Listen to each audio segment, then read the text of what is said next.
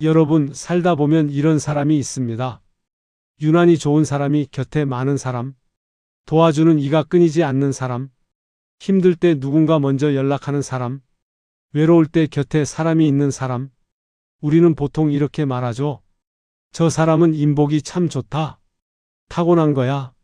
원래 사람 복이 있는 사람이야. 저 사람은 운이 좋은 거지. 그런데 정말 그럴까요? 인복은 정말 타고나는 걸까요? 아니면 만들어지는 걸까요? 어떤 사람은 친구가 많고 어떤 사람은 늘 혼자입니다. 어떤 사람은 힘들 때 도와주는 이가 많고 어떤 사람은 아무도 연락하지 않습니다. 이 차이는 뭘까요? 운일까요? 타고난 성격일까요? 정약용은 뜻밖의 말을 남깁니다. 인복 좋은 사람은 칭찬하지 않는다. 이 말이 이상하게 들립니다. 아니, 칭찬도 안 하는데 인복이 좋다고요? 사람들한테 잘해줘야 좋아하는 거 아닌가요? 좋은 말 많이 해줘야 따르는 거 아닌가요? 달콤한 말로 마음을 얻어야 하는 거 아닌가요? 우리는 평생 이렇게 배워왔습니다. 사람들한테 잘해라. 좋은 말 많이 해라. 칭찬을 아끼지 마라.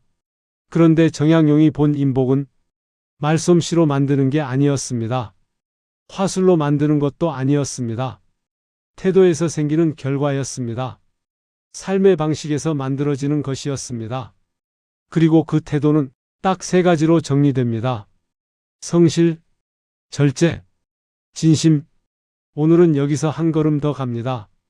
정약용의 조언을 따라가다 보면 인복을 지키려면 말을 줄이는 것만으로는 부족하다는 걸 알게 됩니다. 어떤 말은 아예 숨겨야 합니다. 말하지 않는 것이 아니라 아예 입 밖에 내지 않아야 하는 말들이 있습니다. 그리고 놀랍게도 그 사람의 본성은 말이 아니라 돈을 쓰는 순간에 더 뚜렷하게 드러납니다. 말은 꾸밀 수 있지만 돈 앞에서의 태도는 숨기기 어렵습니다. 오늘 영상은 한 문장으로 정리됩니다. 인복은 말로 얻는 게 아니라 말을 아끼는 태도와 돈 앞에서 흔들리지 않는 품격에서 생깁니다. 잠깐만 집중해 주세요. 오늘 내용이 여러분의 관계의 공기를 완전히 달라지게 만들 겁니다. 우리는 착각합니다. 좋은 말 많이 하면 사람이 나를 좋아할 거라고요. 달콤한 말 건네면 사람이 나를 따를 거라고요. 칭찬 많이 하면 인복이 생길 거라고요. 그래서 우리는 노력합니다. 칭찬하는 법을 배우고 화술책을 읽고 좋은 말 하는 연습을 합니다. 하지만 사람은 말보다 빠르게 마음의 결을 느낍니다. 여러분도 경험해 보셨을 겁니다. 말은 달콤한데 속이 불안한 사람, 처음엔 좋았는데 자꾸 만나다 보면 왠지 모르게 긴장되는 사람, 말은 많고 표현은 화려한데 뭔가 믿음이 안 가는 사람, 칭찬은 많이 하는데 진심이 느껴지지 않는 사람, 그런 사람 곁에 있으면 웃고 있어도 마음 한편이 불편합니다. 처음엔 괜찮습니다. 한두 번은 좋습니다. 하지만 시간이 지나면 점점 피곤해집니다. 이 사람 말은 많은데 왜 이렇게 피곤하지? 칭찬은 하는데 왜 믿음이 안 가지? 반대로 말이 많지 않아도 한번 한 약속을 지키는 사람, 조용하지만 묵묵히 행동하는 사람, 말은 적어도 마음이 편한 사람, 그런 사람 옆에서는 아무 말 안 해도 마음이 놓입니다. 왜 그럴까요? 정약용은 이렇게 봤습니다. 칭찬은 입에서 나오지만 신뢰는 행실에서 나온다. 칭찬은 순간이지만 신뢰는 쌓이는 겁니다. 칭찬은 말로 만들어지지만 신뢰는 삶으로 만들어집니다. 그래서 인복이 좋은 사람은 사람을 말로 붙잡지 않습니다. 삶으로 얻습니다. 행동으로 만듭니다. 시간으로 증명합니다. 그 삶을 만드는 첫 번째 기둥이 바로 성실입니다. 정약용이 말한 성실은 단순히 부지런함이 아닙니다. 아침 일찍 일어나고 밤늦게까지 일하는 것만이 성실이 아닙니다. 열심히 하는 것만이 성실이 아닙니다. 정약용이 말한 성실은 이겁니다. 남이 보지 않아도 똑같이 하는 마음, 감시가 없어도 내 일을 다하는 사람, 누가 보든 안 보든 해야 할 일을 하는 사람, 작은 일도 큰 일처럼 대하는 사람, 평가받지 않아도 최선을 다하는 사람, 이런 사람은 설명을 많이 하지 않아도 주변이 알아봅니다. 저 사람은 믿을만하다. 저 사람은 맡기면 안심이다. 저 사람이라면 괜찮다. 저 사람은 절대 대충하지 않아. 이 말이 나오기 시작하는 순간 인복이 자라기 시작합니다. 제가 아는 분이 계십니다. 작은 청소 회사를 운영하시는데 직원이 딱 3명입니다. 처음 시작할 때는 혼자였습니다. 돈도 없고 인맥도 없고 경력도 없었습니다. 그런데 신기한 게 이분이 청소를 맡은 건물에서는 계약이 거의 끊기지 않습니다. 왜 그럴까요? 이분은 청소할 때 남들 눈에 보이는 곳만 하지 않습니다. 계단 밑 구석진 곳, 환기구 위쪽, 아무도 신경 안 쓰는 틈새, 천장 모서리, 문 뒤편까지 똑같이 닦습니다. 한 번은 건물주가 확인하러 와서 계단 밑까지 손으로 만져봤답니다. 먼지가 하나도 없었습니다.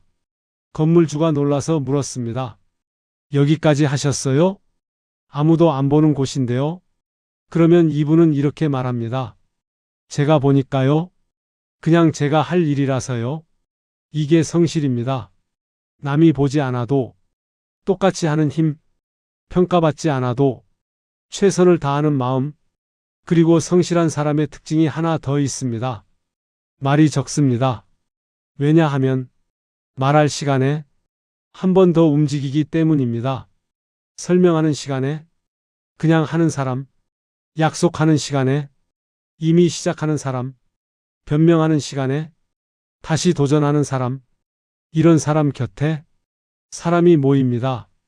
그런데 성실만으로는 부족합니다. 성실만 있는 사람은 어느 날 지칩니다. 끝없이 달리다가 어느 순간 탈진합니다. 타버립니다. 그래서 두 번째 기둥이 필요합니다. 절제입니다. 정약용은 말했습니다. 과함은 모자람보다 해롭다. 이 말은 단순해 보이지만 깊은 뜻이 담겨 있습니다. 감정도 말도 욕심도 과하면 관계가 먼저 다칩니다. 가정에서도 그렇고 친구 사이도 그렇고 직장에서도 그렇고 모임에서도 그렇습니다. 화를 낼 수 있습니다. 속상할 수 있습니다. 서운할 수 있습니다. 억울할 수 있습니다. 감정을 느끼는 건 자연스러운 일입니다. 그런데 즉시 쏟아내면 관계가 갈라지는 경우가 많습니다. 여러분도 경험해 보셨을 겁니다. 한순간에 화를 참지 못해서 몇 년 쌓은 관계가 깨진 적, 순간적으로 내뱉은 말 한마디 때문에 돌이킬 수 없게 된 적, 그때 그 말만 안 했어도 한 번만 참았으면 후회해 본 적 있으실 겁니다. 정약용이 말한 절제는 억누름이 아닙니다. 참고 참다가 어느 날 폭발하는 게 아닙니다. 속으로 사귀는 것도 아닙니다. 절제란 속도의 조절입니다. 한 박자 늦추는 힘입니다. 감정의 속도를 조절하는 겁니다. 화가 치밀어 오를 때 말하기 전에 한 번 숨을 쉬는 것, 욕심이 생길 때 참기 전에 한 번 멈추는 것, 말하고 싶을 때 입을 열기 전에 한 번 생각하는 것, 판단하고 싶을 때 결론 내리기 전에 한 번 기다리는 것, 그리고 이 절제가 인복에 왜 중요하냐면요. 절제된 사람 옆에는 사람이 안심하기 때문입니다. 감정이 과한 사람 옆에서는 웃고 있어도 마음이 긴장합니다. 이 사람이 갑자기 화내진 않을까? 내가 뭐 잘못 말하진 않았나? 언제 폭발할지 몰라. 조심해서 말해야겠다. 이런 긴장감이 계속되면 사람들은 조금씩 멀어집니다. 처음엔 참습니다. 이해하려고 노력합니다. 하지만 계속되면 지칩니다. 그래서 하나둘 곁을 떠납니다. 하지만 절제된 사람 옆에서는 아무 말 안 해도 마음이 놓입니다. 이 사람은 갑자기 화내지 않을 거야. 이 사람 앞에서는 편하게 있어도 돼. 이 사람은 믿을 수 있어. 이 사람은 안정적이야. 그 편안함이 인복을 부르는 자리입니다. 제가 아는 또 다른 분이 계십니다. 회사에서 팀장을 맡고 계신데 이분 밑에서는 직원들이 잘 안 나갑니다. 다른 팀은 이직률이 높은데 이분 팀만 유독 안정적입니다. 심지어 다른 팀 직원들이 이분 팀으로 오고 싶어 합니다.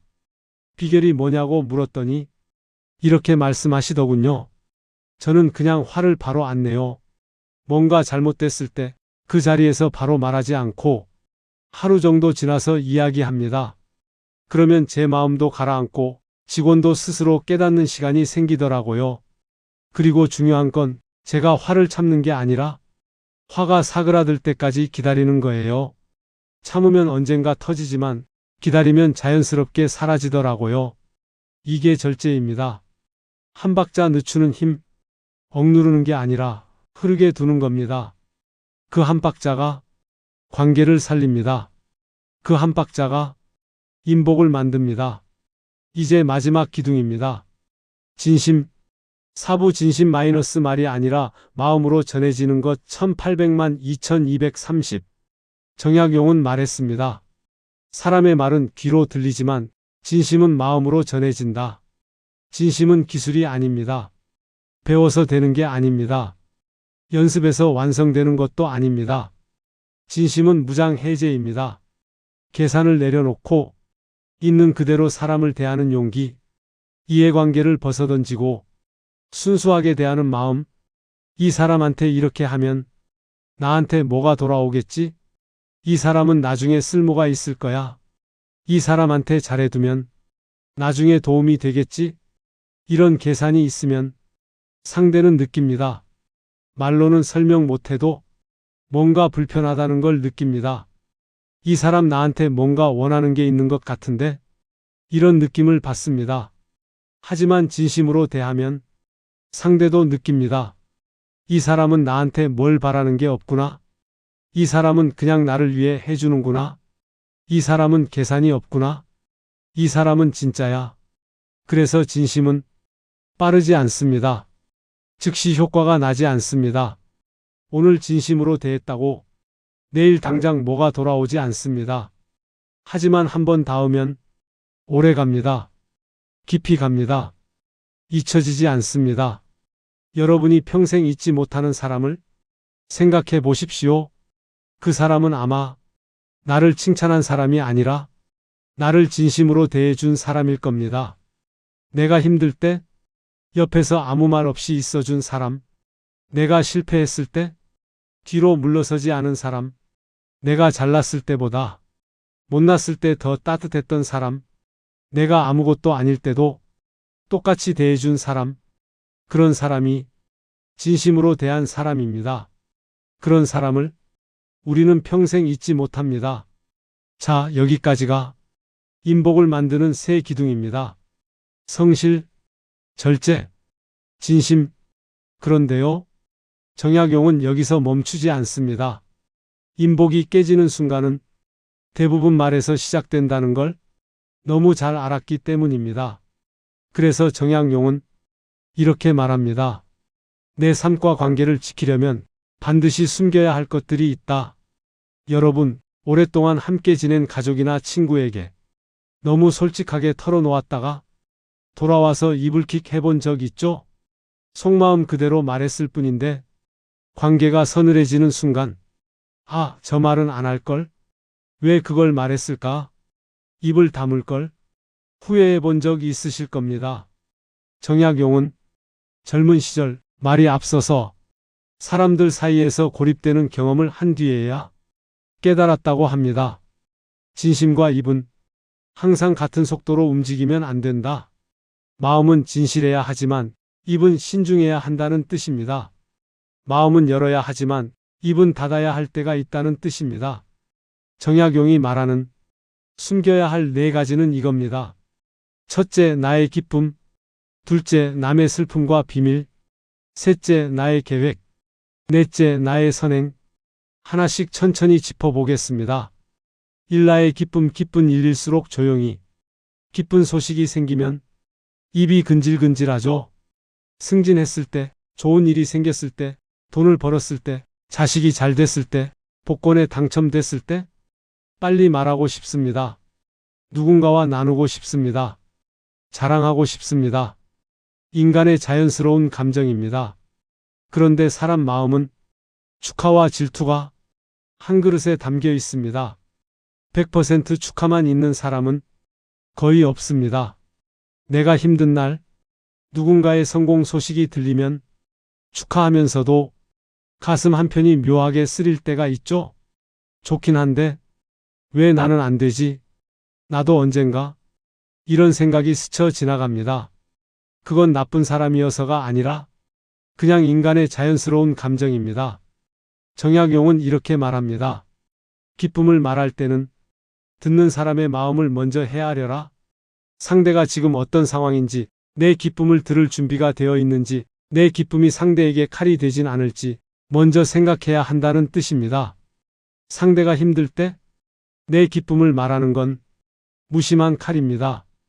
그래서 기쁨은 함께 기뻐할 수 있는 사람에게만 조용히 나누는 게 관계를 오래가게 합니다.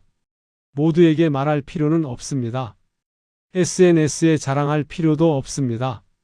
진짜 기뻐해 줄 사람에게만 조용히 나누십시오. 그게 관계를 지키는 법입니다. 비밀을 지킨다는 건 그 이야기를 안 한다는 뜻이 아닙니다. 정말 지혜로운 사람은 내가 그 비밀을 알고 있다는 사실까지 숨길 줄 압니다. 나 그거 알아? 나 들었어? 나한테도 말했더라? 이런 말을 하는 순간 상대는 불안해집니다. 이 사람이 알고 있다면 다른 사람한테도 말했을까? 왜냐하면 듣는 사람은 속으로 이렇게 생각하거든요. 저 입은 언젠가 내 얘기도 하겠지. 비밀을 옮기는 순간 잠깐은 관심을 받을 수 있어도 신뢰는 사라집니다. 정약용은 이렇게 말합니다. 남의 어려움을 아는 것은 배려지만 그것을 말하는 것은 폭력이다. 누군가의 힘든 일을 알았다면 그냥 모른 척하는 게 진짜 배려입니다. 괜히 나 알아라고 말하지 마십시오. 괜히 다 들었어 라고 하지 마십시오. 그냥 조용히 품으십시오. 알고 있다는 것조차 숨기십시오. 그게 진짜 비밀을 지키는 겁니다. 삼라의 계획 말하지 말고 먼저 해라. 언젠가 가게 할 거야. 언젠가 책 쓸 거야. 언젠가 유튜브 할 거야. 언젠가 사업할 거야. 언젠가 여행 갈 거야. 말이 앞서면 실행이 뒤처집니다. 왜 그럴까요? 말로 내뱉는 순간 뇌는 이미 한 것처럼 착각하기 때문입니다. 말로 만족해버립니다. 그리고 주변의 기대가 부담이 돼서 오히려 시작을 못하게 됩니다. 그거 어떻게 됐어? 언제 시작할 거야? 아직도 안 했어? 말만 하고 안 하네? 이런 질문이 계속되면 압박이 됩니다. 스트레스가 됩니다. 그래서 아예 시작을 못합니다. 정약용은 거대한 저수를 준비하면서도 떠벌리지 않고 새벽마다 묵묵히 글자를 쌓았다고 하죠. 아무에게도 말하지 않고 조용히 책상 앞에 앉아 하루하루 글을 썼습니다. 그래서 목민심서라는 불멸의 책이 나올 수 있었습니다. 큰 일을 이루고 싶다면 말하는 시간을 줄이고 하는 시간을 늘려라. 계획은 말하지 말고 결과로 보여주십시오. 말이 아니라 완성으로 증명하십시오. 내가 너를 어떻게 도왔는데? 그때 내가 없었으면 어쩔 뻔했어? 나 덕분에 그거 된 거야. 내가 얼마나 해줬는데? 이 말이 나오는 순간 선행은 따뜻함이 아니라 거래가 됩니다. 은혜가 아니라 빚이 됩니다. 도움을 받은 사람은 감사보다 부담을 느끼고 관계는 불편해집니다. 저 사람한테 빚졌다. 갚아야 하는데 부담스럽다. 이런 감정이 생깁니다. 정약용은 이렇게 말합니다. 선행은 하되 은혜를 입히지 마라. 도와줬으면 잊으십시오. 상대가 기억하든 안 하든 그냥 내려놓으십시오. 나 이거 해줬잖아. 이 말을 하는 순간 선행은 빚이 됩니다. 진짜 선행은 상대가 모르는 곳에서 그리고 시간이 지나도 굳이 꺼내지 않는 방식으로 남습니다. 도와주고 잊어버리는 사람, 그런 사람 곁에 사람이 모입니다. 여기까지가 인복을 지키는 말의 원칙입니다. 그런데요, 사람을 볼 때 말만 보고 판단하면 자주 속습니다. 말은 꾸밀 수 있거든요. 좋은 말은 누구나 할 수 있습니다. 정약용이 진짜로 보라고 한 건 따로 있습니다. 말은 거짓을 꾸밀 수 있어도 돈을 쓰는 행동은 잘 못 숨깁니다. 그래서 정약용은 이렇게 말합니다. 누군가를 알고 싶거든 그가 어떤 말을 하는지 보다 돈을 어떻게 쓰는지를 보라. 여기서 핵심은 돈의 많고 적음이 아닙니다. 부자냐 가난하냐가 아닙니다. 돈을 많이 쓰냐 적게 쓰냐도 아닙니다. 돈을 쓰는 방향과 태도입니다. 돈을 쓸 때 그 사람의 진짜 모습이 나옵니다. 꾸미지 않은 모습이 나옵니다. 딱 세 가지만 보면 됩니다. 첫째, 누구를 위해 쓰는가? 자기 자신만을 위해 쓰는 사람과 가족을 먼저 생각하는 사람, 자기 것만 사는 사람과 나눠 쓰는 사람, 가족을 위해 쓸 때 인상을 찌푸리는 사람과 담담하게 기꺼이 쓰는 사람, 부모님께 드릴 때 아까워하는 사람과 기쁜 마음으로 드리는 사람, 이 차이가 그 사람의 마음을 보여줍니다. 제가 아는 분은 자기 옷은 10년 입어도 부모님 옷은 해마다 새로 사드립니다. 물어봤더니 이렇게 말하더군요. 제 옷은 제가 입으면 되는데 부모님은 제가 사드리지 않으면 누가 사드리겠어요? 시간이 얼마 안 남았잖아요. 이게 그 사람의 가치관입니다. 둘째, 언제 쓰는가? 남들 앞에서는 호탕한데 정작 필요한 순간엔 인색한 사람이 있습니다. 사람들 보는 데서는 잘 쓰는데 가족한테는 아끼는 사람, 남들한테 보이려고 쓰는 사람, 반대로 남들 앞에서는 조용한데 정말 가치 있는 순간에 과감한 사람이 있습니다. 사람들 안 볼 때도 잘 쓰는 사람, 보이지 않는 곳에 쓰는 사람, 앞에 사람은 보이기 위해 쓰는 사람이고 뒤에 사람은 가치를 위해 쓰는 사람입니다. 정약용은 이렇게 말합니다. 돈을 남에게 보이려고 쓰는 사람은 결국 돈에 쓰이는 사람이 된다. 돈의 주인이 아니라 돈의 노예가 된다는 뜻입니다. 셋째, 쓸 때 어떤 표정인가? 돈을 쓸 때 아까운 표정을 짓는 사람과 기꺼운 마음으로 쓰는 사람, 마지못해 쓰는 사람과 기쁜 마음으로 쓰는 사람, 필요해서 어쩔 수 없이 쓰는 사람과 가치 있다고 생각해서 쓰는 사람, 이 차이가 그 사람의 품격입니다. 같은 돈을 써도 어떤 마음으로 쓰느냐가 그 사람을 보여줍니다. 그리고 중요한 건 이 관찰이 남을 비난하기 위해서가 아니라는 겁니다. 나를 돌아보기 위한 거울입니다. 나는 돈을 어디에 쓰고 있는가? 나는 누구를 위해 돈을 쓰는가? 나는 돈을 쓸 때 어떤 마음인가? 나는 돈 앞에서 어떤 사람이 되는가? 이 질문이 나를 성장시킵니다. 이 질문이 나를 변화시킵니다. 정약용은 이렇게 말합니다. 돈을 대하는 태도가 그 사람의 인품이고 인품이 곧 인복이다. 정약용이 말한 인복은 운이 아니었습니다. 타고나는 것도 아니었습니다. 관계의 기술도 아니었습니다. 화술로 만드는 것도 아니었습니다. 사람됨의 결과였습니다. 살아온 방식의 열매였습니다. 성실로 신뢰를 만들고 절제로 마음의 속도를 지키고 진심으로 관계를 완성한다. 그리고 인복을 지키기 위해 나의 기쁨, 남의 비밀, 나의 계획, 나의 선행을 조용히 숨긴다. 마지막으로 사람을 보려면 말보다 돈을 쓸 때의 태도를 본다. 여러분, 오늘 하루만이라도 이 약속 하나만 해보시면 좋겠습니다. 오늘은 내가 말하지 않아도 될 말을 한 번만 더 삼키겠다. 그 한 번이 관계를 살리고 당신의 인복을 지킬 겁니다. 기쁜 소식이 생겨도 한 번 더 생각하고 남의 비밀을 알아도 그냥 모른 척하고 큰 계획이 있어도 조용히 시작하고 선행을 했어도 굳이 꺼내지 않는 것, 이것이 인복을 지키는 길입니다. 그리고 마지막으로 자신에게 물어보십시오. 나는 돈 앞에서 어떤 사람인가? 나는 누구를 위해 기꺼이 돈을 쓰는가? 나는 돈을 쓸 때 어떤 표정을 짓는가? 이 질문에 솔직하게 답하는 것, 그것이 인복의 시작입니다. 끝까지 들어주셔서 감사합니다. 다음 편에서는 가까운 사이일수록 더 조심해야 할 말, 정약용의 관계 지혜를 더 깊게 전해드리겠습니다. 구독과 좋아요는 저에게 큰 힘이 됩니다. 여러분 덕분에 이 채널이 계속됩니다. 오늘도 평안한 밤 되세요. 감사합니다.